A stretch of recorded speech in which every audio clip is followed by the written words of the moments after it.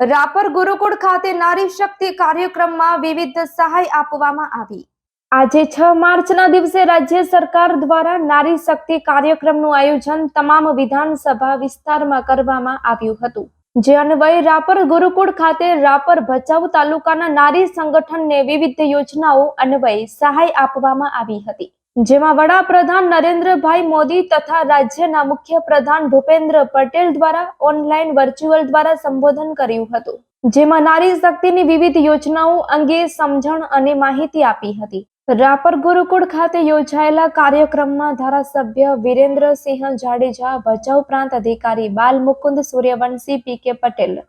તેમજ જિલ્લા પંચાયત પ્રમુખ જનકસિંહ જાડેજા, મામલતદાર એમ પ્રજાપતિ, તાલુકા વિકાસ અધિકારી AR ત્રિવેદી તેમજ તાલુકા પંચાયત પ્રમુખ કેસરબેન બગડા, કારોબારી ચેરમેન જયદીપસિંહ જાડેજા તેમજ કિશોર મહેશ્વરી, ડોલરભાઈ ગોર, વિનુભાઈ થાનકી, હમીરજી સોઢા, કાનજીભાઈ ગોહિલ તેમજ વિકાસ રાજગોર, ઉમેશ સોની, મેહુલભાઈ જોશી, રાજુભા જાડેજા, PGVCLના કાર્યપાલક ઇજનેર AC ઠક્કર, નાયબ કાર્યપાલક ઇજનેર AB પ્રજાપતિ, ભરત નાથાણી, જેવી ચૌધરી, ભચાઉ તાલુકા પંચાયતના મદદનીશ તાલુકા વિકાસ અધિકારી RL રાજગોર વગેરે ઉપસ્થિત રહ્યા હતા। ભચાઉ તાલુકામાં 30 લાભાર્થીઓને 9 લાખ તથા